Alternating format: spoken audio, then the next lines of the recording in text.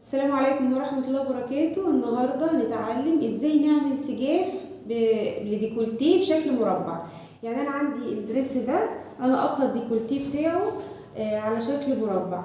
فهنا كده فتحة الرقبة الامامية عايزة اشطبها تشطيب نظيف، تشطيب شيك وحلو من غير ما اتني، لان انتوا عارفين لو احنا تنينا الاطراف دي هيبقى شكلها وحش. فالحل ايه؟ الحل ان انا بجيب الفازلين، طبعا ده فازلين، وبسيب مثلا من هنا كده حوالي 10 سنتي، وبعدين اروح حاطه الخلف او الامام ايا كان، لان انا كده كده قصه الخلف والامام الاتنين على شكل مربع في الدريس ده دريس مدرسه كحلي.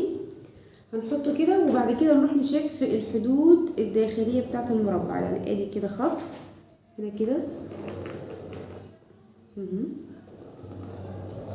احنا كده شفينا الشكل المربع ده. نروح نشف من هنا كده 4 سنتي، وبعدين نروح رافعين كده.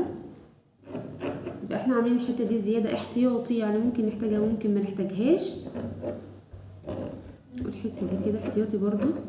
ونروح شايلين بقى الدريس بتاعنا على جنب، ونجيب المسطره ونشوف العرض اللي احنا خدناه ده، مثلا عرض 5 سنتي. نروح اعمل كده واعمل برضو خط تاني هنا، واروح عامله اوصل دي بدي كده، ويبقى كده خلصت السجاف. اقصه واركبه.